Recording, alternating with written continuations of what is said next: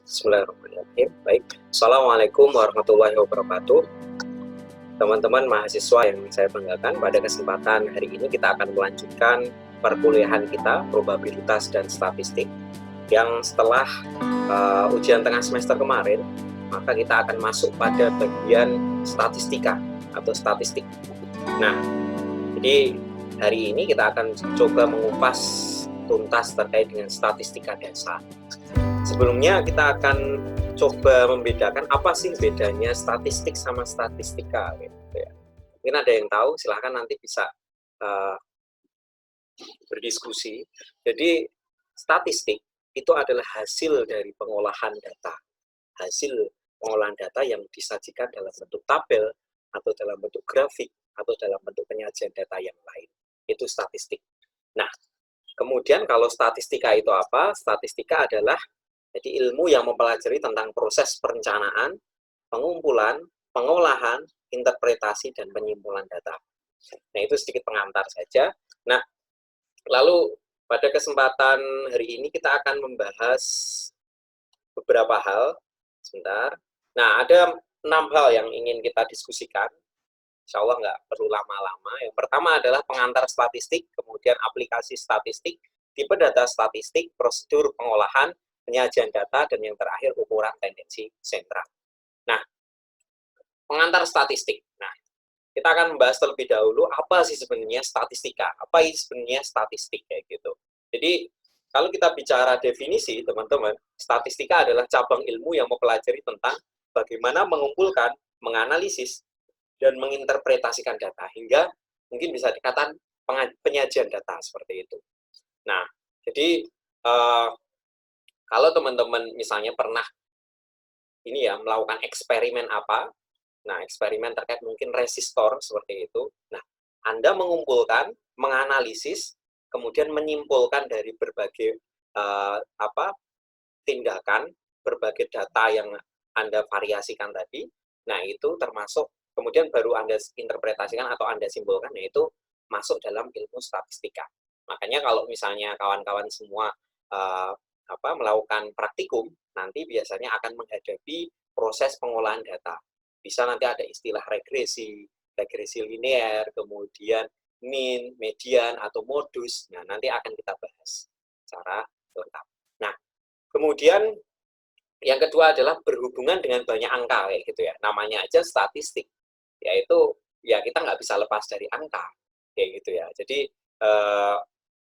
contoh misalnya jumlah penduduk di suatu wilayah, jumlah mahasiswa di suatu kampus, jumlah prosentase mahasiswa laki-laki perempuan di suatu kelas atau suatu kampus, jumlah mahasiswa yang memiliki nilai misalnya di atas IP di atas 3, IP di atas 2, bahkan IP di bawah 1 misalnya, nah sakom kayak gitu. Kemudian contoh misalnya gunaannya apa sih sebenarnya dalam konteks misalnya contoh di dunia usaha, kawan-kawan bisa melihat urgensi ilmu statistik atau ilmu statistika ini dalam dunia usaha, yaitu nanti kita akan menganalisis proses usaha yang kita lakukan. Contoh misalnya pergerakan tingkat inflasi. Nah, tentu kalau bagi para para investor pasti nanti akan melihat pergerakan inflasi itu seperti apa. Kemudian misalnya ini yang sangat praktis ya, yang praktek yang sering kita lakukan adalah contoh misalnya kita memantau nilai kurs rupiah kayak gitu. Nah, jadi kalau kita mau nuker rupiah, kita cek dulu, wah ini nilai tukarnya tinggi atau rendah kayak gitu. Pasti nanti kita akan melihat proses pergerakan angkanya seperti itu. Pun juga sama kalau misalnya dalam dunia politik, teman-teman bisa mencoba dalam konteks melihat polling kayak gitu atau hasil pemilu kayak gitu. Nah, nanti pasti akan bermain dengan data-data statistik seperti itu. Nah, kemudian statistika juga dipakai untuk melakukan berbagai analisis terkait terhadap data, contoh forecasting atau uji hipotesis. Nah, ada yang tahu forecasting apa? Nah, forecasting itu adalah peramalan seperti itu ya. Jadi, contoh misalnya peramalan cuaca, forecast kayak gitu, terkait dengan cuaca, nah ini tidak serta-merta misalnya, wah punya keahlian bisa meramal, jadi dia orang pinter nih, orang pinter dukun kayak gitu. Nah, bukan. Tapi dalam konteks ini forecasting adalah meramal atau menginterpretasikan sebuah kondisi di depan setelah kita melihat tren data yang ada di uh, yang sudah terjadi seperti itu. Ya, jadi kita bisa meramal. Pun juga forecasting ini kalau dalam konteks misalnya apa ya, ilmu astronomi, nah nanti pasti nanti teman-teman bisa mendiskusikan terkait dengan metode hisab kayak gitu ya. Bagaimana meramal atau menentukan tanggal 1 Syawal atau tanggal mungkin 1 Muharram, yaitu berdasarkan perhitungan dari pergerakan bulan dan bumi seperti itu. Kayak gitu, forecasting atau peramalan lewat dalam metode hisab juga ada. Nah, uji hipotesis dan seterusnya, contoh yang lain seperti itu. Kemudian aplikasi dalam statistika, di sini ada dua ya teman-teman. Jadi aplikasi ini adalah implementasi atau penerapan dalam kehidupan keseharian kita. Ada dua, yang pertama adalah statistika atau statistik deskriptif, kemudian yang kedua statistik induktif. Bedanya apa? Kalau yang deskriptif ini adalah menjelaskan, menggambarkan berbagai karakteristik data seperti berapa rata-rata, seberapa jauh data bervariasi. Jadi namanya aja deskriptif. Jadi dia hanya mendeskripsikan atau menjelaskan karakteristik data kayak gitu ya. Berapa rata-rata, berapa jauh data, variasinya seperti apa. Cukup itu. Contoh misalnya adalah data, yaitu tadi saya sampaikan data komposisi di kelas kayak gitu. Komposisi di kelas yang misalnya dari daerah Jawa berapa persen, dari daerah Sumatera berapa persen, dari daerah Kalimantan berapa persen, dari daerah misalnya NTT, NTB berapa persen ya gitu. Nah, itu deskriptif, mendeskripsikan. Lalu yang kedua adalah statistik induktif, inferensi. Nah, ini tadi yang sudah saya sampaikan berkaitan dengan bagaimana membuat berbagai inferensi terhadap sekumpulan data yang berasal dari suatu sampel. Inferensi itu apa? Inferensi adalah perkiraan kayak gitu ya. Jadi namanya induktif. Kalau misalnya kita belajar dalam bahasa gitu ya, ada paragraf deduktif, ada paragraf induktif. Kalau paragraf deduktif itu kalimat utamanya di depan. Kalau induktif apa? Kalimat utamanya di belakang atau kesimpulan. Nah, statistik induktif ini adalah statistik yang menyimpulkan sesuatu berdasarkan sekumpulan data yang diambil dari suatu sampel. Nah, contoh misalnya melakukan perkiraan, peramalan, pengambilan keputusan. Tadi misalnya forecast soal weather atau kondisi cuaca. Kemudian forecasting terkait dengan misalnya hujan. Forecasting terkait dengan misalnya penentuan satu tanggal hijriah seperti itu. Nah, jadi bedanya itu ya teman-teman. Yang deskriptif itu cuma menjelaskan, selesai, dijelaskan aja. Tidak ada proses pengambilan keputusan atau pengambilan kesimpulan. Tapi kalau induktif, di situ ada proses pengambilan kesimpulan seperti itu. Nah, itu aplikasi statistik. Nah, oke, kita beranjak pada tipe data statistik. Nah, teman-teman semuanya, di tipe data statistik kita akan membagi menjadi dua pengelompokan besar, yaitu yang pertama adalah kualitatif, kemudian yang kedua nanti kuantitatif. Nah, yang kualitatif di sini namanya aja kualitatif, jadi tidak ada kaitannya dengan angka. Artinya dia tidak, cara sederhananya adalah untuk mengidentifikasinya adalah tidak bisa diolah atau diproses secara operasi matematika seperti itu.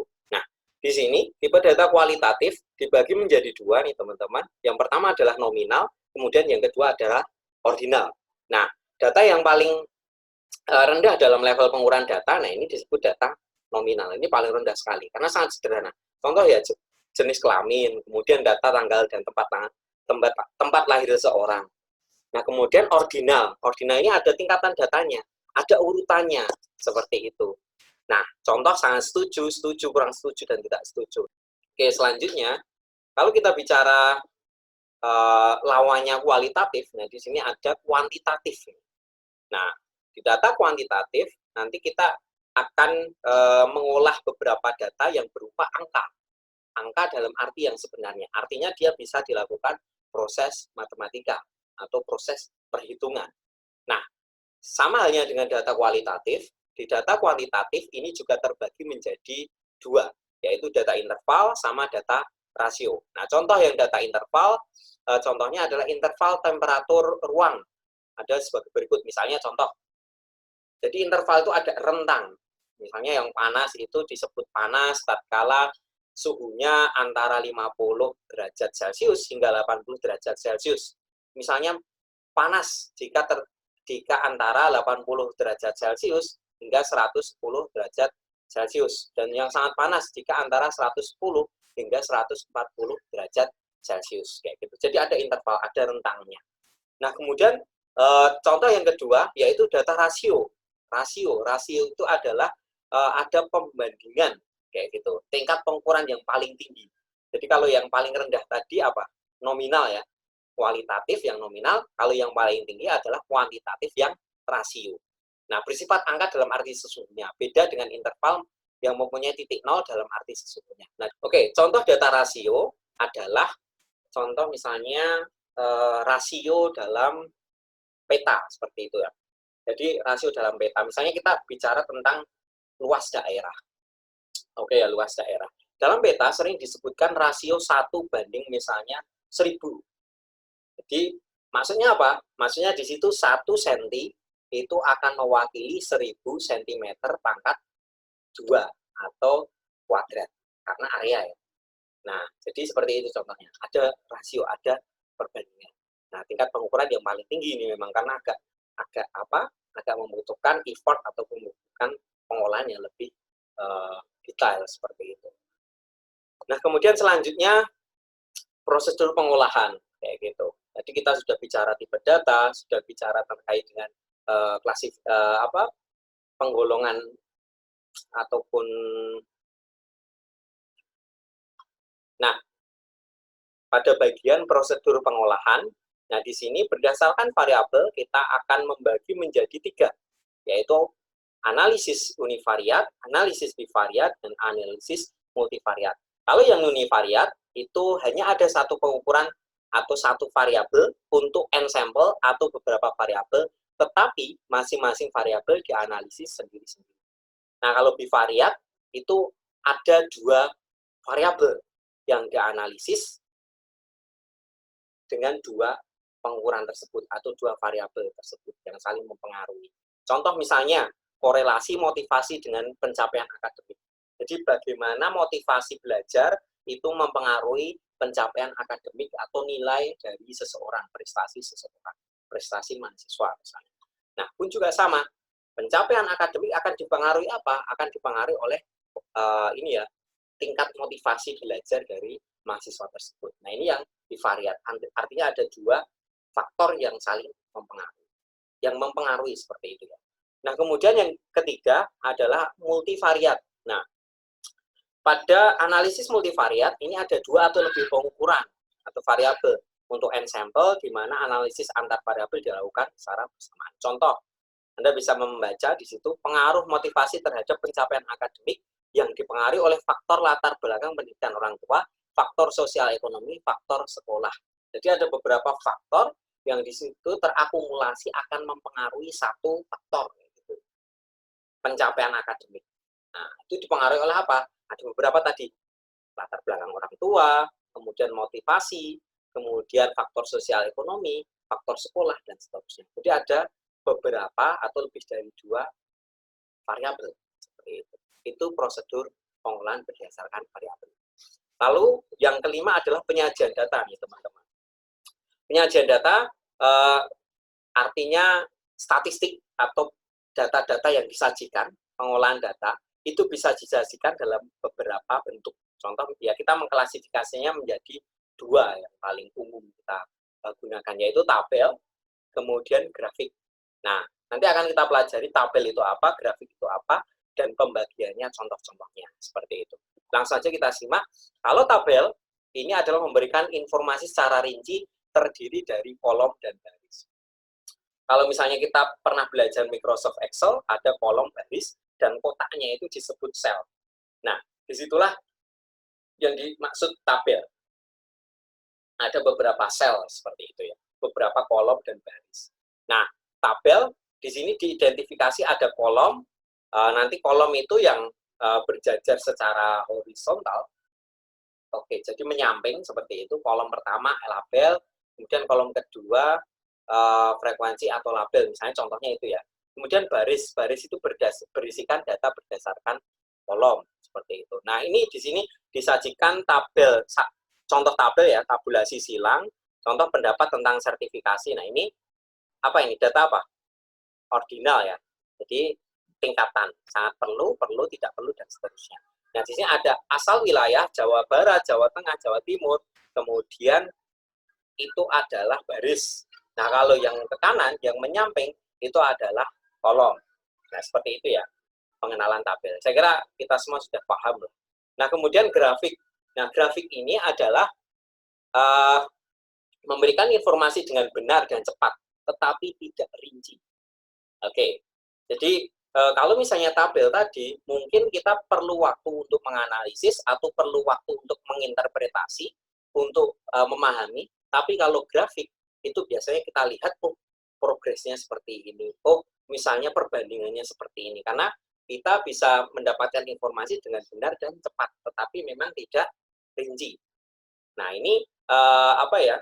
Fiturnya adalah karena memang grafik ini menyajikan data berupa gambar yang untuk mata apa ya, mudah dan sangat cepat untuk difahami seperti itu. Nah, syaratnya apa? Kalau kita bicara grafik, sesuatu bisa dikatakan grafik itu jika memiliki 3 syarat. Yang pertama adalah dia memiliki sumbu tegak atau dan sumbu datar seperti itu ya. Dan ya. Jadi sumbu tegak itu biasanya Y, kemudian sumbu datar biasanya X kayak gitu, kecuali grafik lingkaran.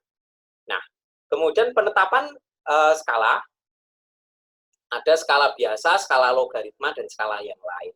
Kemudian ukuran grafik tidak terlalu besar, tinggi, pendek, seperti itu. Ini sedikit variansi dari grafik ya. Nah, kemudian jenis grafik ada beberapa, ada batang, garis, lingkaran, interaksi. Tadi disampaikan bahwa ada pemilihan sumbu, kecuali grafik lingkaran. Kalau grafik lingkaran, itu dia tidak memiliki sumbu. Jadi kalau misalnya grafik lingkaran itu lebih ke arah melihat proporsi atau persentase komposisi dari suatu data. Nanti akan membandingkan atau menggambarkan perbandingan antara data satu dengan data yang lain berdasarkan komposisi atau persentasenya. Kayak gitu. Nah, kita lihat di sini ada beberapa contoh jenis grafik, grafik batang, Anda bisa melihat ya di situ, kemudian grafik garis, kemudian grafik interaksi. Nah, untuk yang batang, garis, sama interaksi ini kita bisa menyimpulkan bahwa data-data yang disajikan adalah menampilkan progres dari satu waktu ke waktu yang lain. Atau misalnya dari satu tingkatan ke tingkatan yang lain. Contoh misalnya itu ya, jelek, dan seterusnya. Nah, tapi kalau misalnya yang interaksi, grafik interaksi, di sini nanti ada beberapa data atau ada 2 garis. Contoh, ya at least ada 2 garis gitu. Paling tidak ada 2 garis. 2 garis itu nanti yang disajikan berdasarkan apa? Interaksi atau hubungan antara faktor yang satu dengan faktor yang lain. Contoh misalnya di sini oke. Contohnya misalnya berdasarkan jenis kelamin kayak gitu ya. Nah, berdasarkan jenis kelamin, kemudian di sini gaji per bulan. Gaji bulanannya itu seperti apa? Dibandingkan dalam satu company atau satu perusahaan. Oh, ternyata kalau misalnya yang laki-laki itu memiliki rata-rata gaji yang lebih tinggi pada saat misalnya pada saat contoh kalau grafik interaksi di sini nanti akan menggambarkan interaksi antara 2 faktor paling tidak. Untuk grafik lingkaran, nah di sini atau Pi gitu ya, di sini menyajikan komposisi antara satu faktor dengan faktor yang lain. Jumlah ya, misalnya prosentase dari misalnya hasil pilpres kayak gitu. Misalnya capresnya, pasangan capresnya itu ada 3 atau ada 2. Dan nanti bisa kita lihat dari situ komposisinya mana bagian yang besar, berarti dia yang memiliki misalnya dalam konteksnya pilpres ya suara yang besar seperti itu. Kemudian kita beranjak ke arah pengolahan data. Di sini contohnya frekuensi. Nah, frekuensi itu apa, teman-teman? Frekuensi adalah banyaknya data untuk satu kelompok klasifikasi. Atau misalnya kita bicara dalam konteks fisika atau konteks dalam gelombang, frekuensi itu apa? Ada yang masih ingat? Jadi frekuensi itu adalah jumlah getaran pada satu satuan waktu. Seperti Nah, sama ya sebenarnya ya. Masih ingat kan ya? Jadi kalau di sini banyaknya data pada satu kelompok klasifikasi. Nah, di sini Anda bisa melihat ada beberapa contoh ya dalam implementasinya, misalnya kelompok dan frekuensi di sini. Ada kelompok pertama, misalnya contoh mahasiswa S1, itu frekuensi atau jumlahnya itu ada berapa sih? Misalnya ada 62. Kemudian S2, jumlahnya ada berapa sih? Misalnya 19. S3 ada 9. Totalnya ada 90. Nah, untuk mencari frekuensinya itu atau mencari N-nya, di sini Anda bisa melihat. Jadi N itu jumlah datanya gitu ya. Jumlah data itu adalah apa di sini? Total ataupun akumulasi dari frekuensi masing-masing kelompok. Anda bisa melihat dalam grafik. Oke. Nah, ini ya, terlihat ya. Saya coba. Oke. Jadi ini rumusnya, Anda bisa melihat di sini. Jadi N itu adalah jumlah data, kemudian ini masing-masing frekuensi dalam kelompok. Oke, selanjutnya, distribusi frekuensi. Nah, ini adalah mengelompokkan data, interval, rasio, dan menghitung banyak data dalam satu kelompok. Nah, perbedaannya adalah, pertama coba Anda amati yang bagian kiri ya, bagian kiri, atau ini ya, yang ini usia frekuensi. Di sini adalah kita masih menyajikan data secara bukan berkelompok, iya, secara masing-masing atau satuan kayak gitu. Contoh misalnya yang usia 20 tahun ada 5, usia 21 tahun ada 6, usia 22 tahun ada 13. Tapi kalau misalnya kita ubah menjadi tabel yang distribusi frekuensi, nah di sini kita bisa minimize atau mengompres datanya menjadi data seperti ini. Contoh misalnya rentang setiap 2 kayak gitu ya. Jadi 20 sampai 21, kemudian 22 sampai 23, kemudian 24 sampai 25. Anda bisa melihat di sini. Nah, ini lebih lebih simpel seperti itu. Nah, konsekuensinya apa? Konsekuensinya adalah di frekuensi nanti kita harus menambahkan juga, menjumlahkan. Misalnya di sini 20 sampai 21. Berarti pada kelompok usia tersebut frekuensinya itu ada berapa? Berarti kalau yang 20 itu ada 5, 21 ada 6. Berarti totalnya ada 11. Anda bisa melihat ya, kayak gitu. Nah, di sini kita akan belajar terkait dengan ukuran tendensi sentral. Ini yang bagian terakhir, yang mana kita sebenarnya agak flashback sedikit terkait dengan statistika dasar yang kita pelajari di bangku sekolah menengah kayak gitu ya. Jadi yang pertama adalah kita belajar terkait dengan mean atau rata-rata. Rata-rata adalah suatu bilangan yang bertindak mewakili sekumpulan bilangan kayak gitu ya. Kita masih ingat kayak gitu ya. Contoh misalnya mahasiswa yang ada di elektro, nilai rata-rata kelas propstatnya itu berapa. Nah, misalnya contoh 9 atau 8,5. Artinya jumlah nilai dari seluruh mahasiswa nanti akan dibagi dengan jumlah mahasiswa kayak gitu ya. Di sini Anda bisa melihat kayak gitu. Jadi rata-rata hitung adalah jumlah bilangan dibagi banyaknya. Nah, X-min sama dengan X1 hingga Xn dibagi N. Nah, bila terdapat sekumpulan bilangan di mana masing-masing bilangan memiliki frekuensi, maka rata-rata dihitung menjadi, nah, jadi contoh misalnya ada frekuensi tadi ya, kayak misalnya kita belajar tadi usia sama ada frekuensinya. Nah, ini dikalikan dulu, yang 20 kalikan 5, 21 kalikan 6, kemudian nanti dibagi jumlah frekuensi, seperti itu. Nah, seperti ini ya, cara menghitungnya seperti itu. Nah, Anda bisa melihat di sini prosesnya secara jelas, Anda bisa mencermati. Kemudian yang kedua adalah median. Median ini adalah nilai tengah dari sekumpulan data setelah diurutkan yang fungsinya membantu memperjelas kedudukan suatu data. Ingat teman-teman, median adalah nilai tengah suatu data setelah diurutkan. Jadi misalnya ada beberapa data, tapi Anda belum mengurutkan, kemudian langsung mencari yang tengah, nah itu salah kaprah itu. Pertama adalah Anda harus mengurutkan dari data terkecil dulu, kemudian menjadi data yang semakin besar hingga data terbesar. Kemudian silahkan dicari nilai median atau nilai tengahnya. Oke, untuk bagian yang terakhir, kita akan mempelajari terkait dengan modus. Nah, tapi ingat ya, ini bukan modus bahasanya orang-orang sekarang atau anak muda sekarang gitu. Biasanya wah modus nih, gitu. Bukan itu ya. Tapi modus di sini itu adalah bilangan yang paling banyak muncul atau memiliki frekuensi paling tinggi dari sekumpulan atau sekelompok data. Contoh misalnya nilai ulangan 10, 10, 8, 7, 7, 6, 5, 5, 5, 5, 4. Berarti di situ yang paling sering muncul apa? Frekuensi terbanyaknya apa? 5. Berarti modusnya adalah 5. Nah, lalu nanti ada kondisi-kondisi tatkala misalnya dia datanya itu memiliki frekuensi atau data berkelompok seperti itu. Anda bisa melihat di sini. Nanti ada hitungan modusnya, itu dengan hitungan khusus. Nanti silakan. Nah, ini menjadi PR ya. Silakan Anda mencari rumusnya seperti itu. Nah, yang menjadi catatan, saya ingin menambahkan di sini. Di sini ada grafik yang menggambarkan Pak, bagian dari ini ya, grafik hubungan antara rata-rata atau mean dengan modus. Kayak gitu. Nah, di sini ada kurva negatif yang di awal, kemudian kurva positif di sini. Nah, kalau kurva positif yang bagian ini ya, bagian kanan, ini adalah apabila rata-rata hitung itu lebih besar dari modus atau median. Rata-rata hitung itu min. Kalau minnya itu lebih besar, maka dia akan terletak di sini kurvanya. Kalau kurvanya itu negatif, maka rata-rata hitung itu lebih kecil dari modus dan median. Nah, mungkin itu teman-teman kuliah singkat pada kesempatan hari ini kita belajar terkait dengan statistika dasar. Setelah ini nanti saya akan memberikan tugas secara tertulis yang akan saya share melalui media e-learning Ruang. Terima kasih. Assalamualaikum warahmatullahi wabarakatuh.